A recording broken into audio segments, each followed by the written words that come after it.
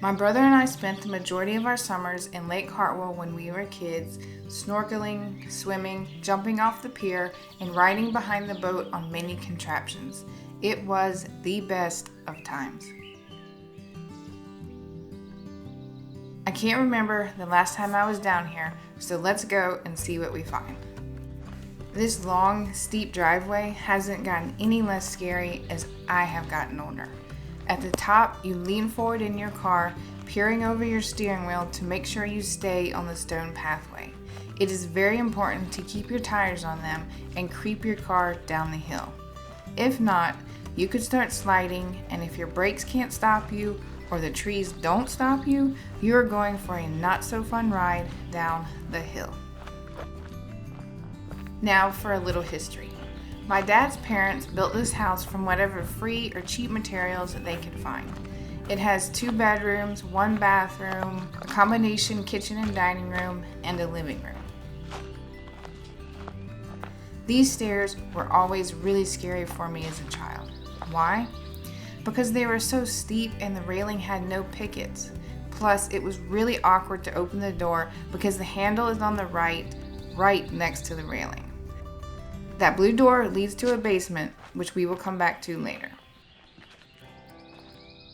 And over here, you can see the view of the lake from the top of the hill. But unfortunately, I think the path is too overgrown for me to walk down. The path is narrow and goes on forever, making it even harder when you come back up the hill. Now, let's head up to the porch. As a kid, these railings going up the stairs and around the porch didn't exist. The drop-off is 6 to 8 feet, so it would have hurt. But I don't remember anybody ever falling off. Looking back, my parents were really brave to let us loose there. The view is amazing. The house is surrounded by trees on 3 sides, and it makes for the most peaceful setting to sit and relax. The lake house sits in a cove, and there was only one other pier in the cove when we were kids. It was the perfect location because we were able to swim around without having to worry about getting hit by a boat. Now, let's go inside.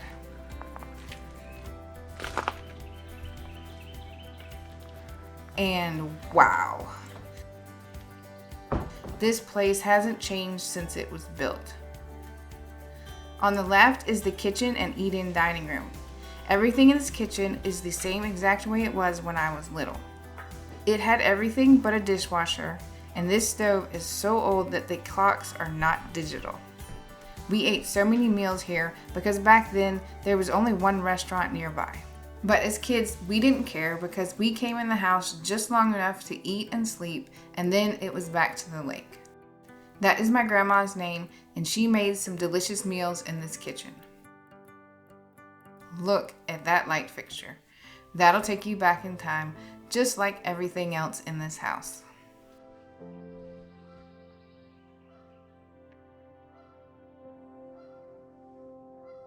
That says, "Gone fishing, be back at dark 30." And it was the truth.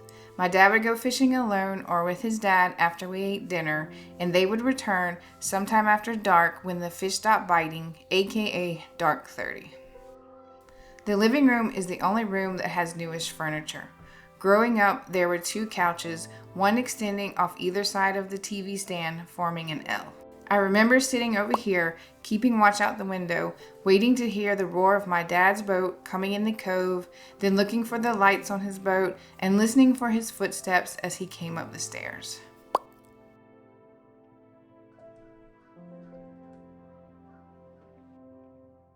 The TV has changed many times throughout the years. We didn't have cable down here when we were kids, so we always watched movies. From VHS tapes to DVDs, the TV stand was always crowded with movies. And there are my parents, most likely pre-kids because my dad still had a full head of hair. And back here is where the 2 bedrooms and bathroom are. On the left is the bedroom my brother and I dreamed about as kids. It was the biggest of the 2 bedrooms and has a king-size bed. We always hoped that one day we would get to sleep in that bed. Either my grandparents or my parents always stayed in that room. But on special occasions, we were allowed to sleep in that huge bed, and it was magical. The sheets in the comforter were so soft and just wrapped you up in wonderfulness.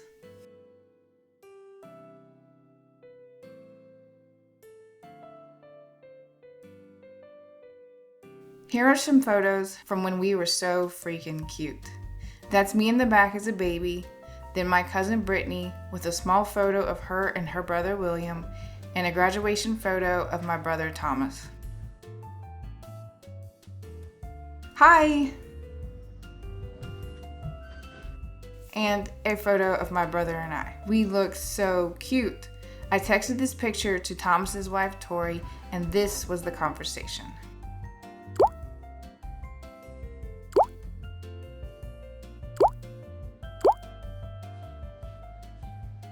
What did happen to them? We were so innocent and nice. Next is the bathroom that was so small. That small fan was your best friend in the bathroom because the house didn't have AC. Just a couple of floor fans and a big fan in the smaller bedroom. So the bathroom was hot. But worst of all was there was no shower. Yes, no shower. Just a tub and big plastic cups to fill up and rinse off with. As a child, this was cool, but as I got older, realizing I was basically trying to get clean in dirty water was just disgusting. And here is the small, scary-ish second bedroom that was always dark, even with the light on. When my grandparents were down here, my parents, brother, and I stayed in this room. I don't see how we all stayed in one room and did it for so many years. I hadn't been in this house in years, and it was crazy to walk through it and have it feel so small. That is the big fan I spoke of. It is huge and loud. It was quite the mixture of sounds at night. Katydids outside and a roaring fan inside. After a while, you got used to it. As I was filming this, I was trying to remember where my brother slept. Was it with me in that little bed or on a couch in the living room? Later on, I asked him and he said neither. He slept on the floor. There was a small mattress that was hidden under the big bed that was pulled out at night. I felt so bad after asking. Now, let's go outside and visit the basement, which is a place I rarely visited because it was always dark and dingy. The only time I came in here was to get skis or some other water contraption. I would hop in, move quickly, and then hop back out. Back then, my grandfather kept his boat in here, which made it a little bit harder to get in and get out quickly, but we managed to do it.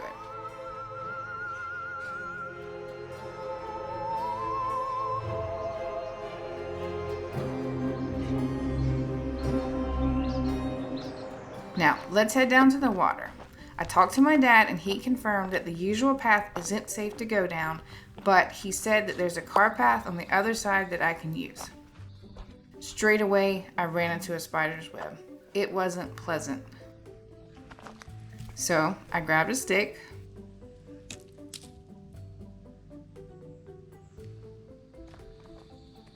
and looked like a crazy woman waving a stick around as I walked down the hill.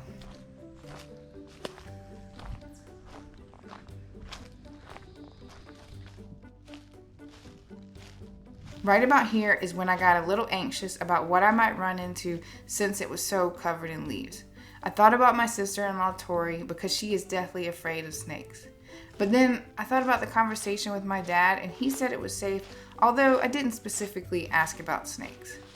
So I took a deep breath and kept going while keeping one eye on the path and the other on the lookout for snakes.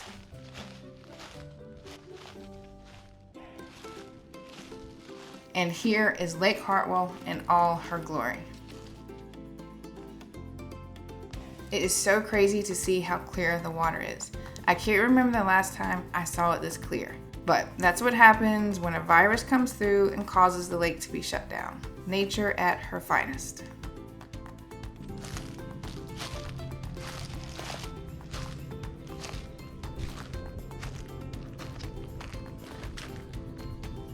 Here, I am contemplating how to get across while holding the GoPro when I saw these needle things stuck on my pants and shoes.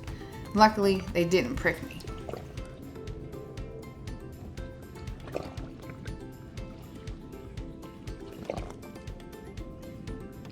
I wasn't sure how stable the dock was, so I made sure my left foot wasn't going to slip and then tested the little pole to see if it would be helpful.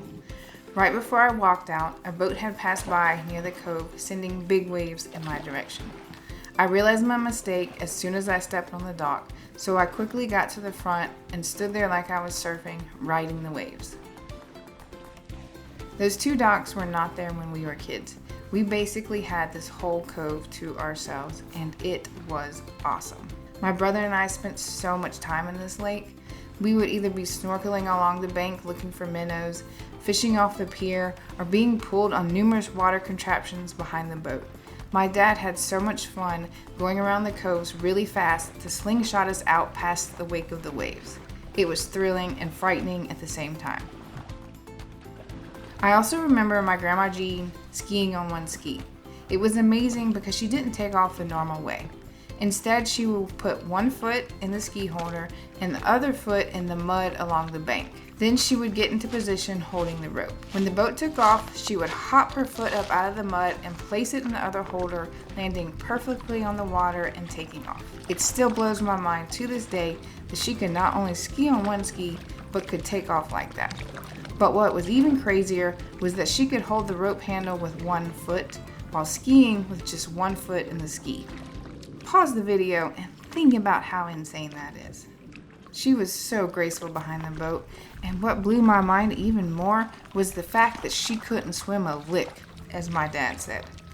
That's right, she could ski on one ski, hold the handle with her foot, but she couldn't swim. So crazy and awesome. I also can't tell you the last time I have seen the lake this full. Back in 2011, my brother and I came down here to see the cove because we heard the water level was really low. They were not kidding. I took this panorama from the other side of the cove.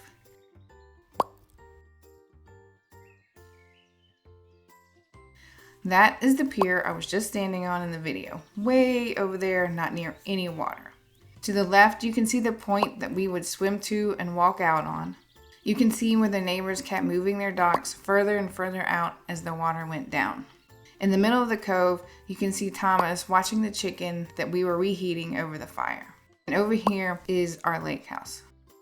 It was unbelievable that the water was that low and that there wasn't any inside the cove. So crazy to see this photo again. I can't believe that it actually got that low.